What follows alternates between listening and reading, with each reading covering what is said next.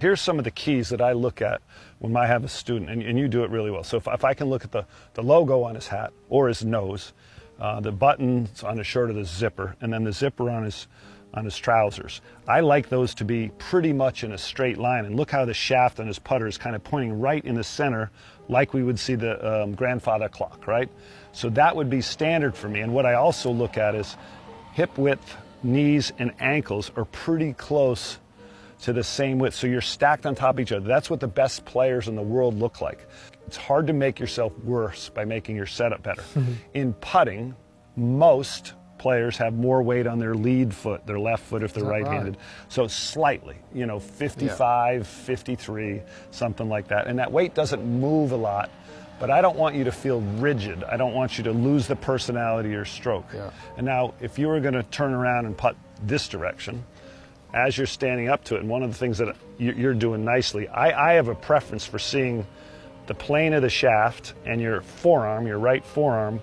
Your forearms are pretty parallel to where you want the ball to go, and those are nice and together. Now, we look at things like distance from the ball, eye line.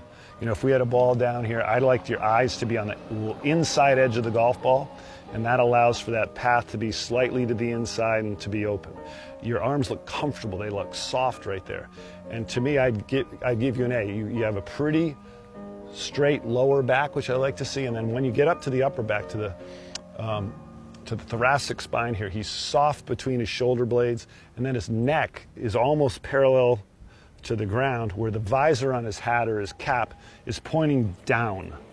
When players get too erect and look out, it's hard to be relaxed. I like these your shoulders to feel like they're in front of you a little bit, your arms are hanging softly, and that gives yourself the best chance to make that free practice stroke.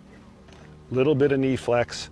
The weight would be kind of in the balls of your feet where you feel like you could bounce a little bit, and this whole idea of staying in motion begins with maybe some re-gripping on the grip, moving your feet. So I would practice things that engage your body. Like, I'm going to move my toes. I'm going to let my heels and my toes lift while I'm hitting some putts. See what that feels like. Because if you watch great players when they're setting up to it, their feet are moving, clubs are moving, right?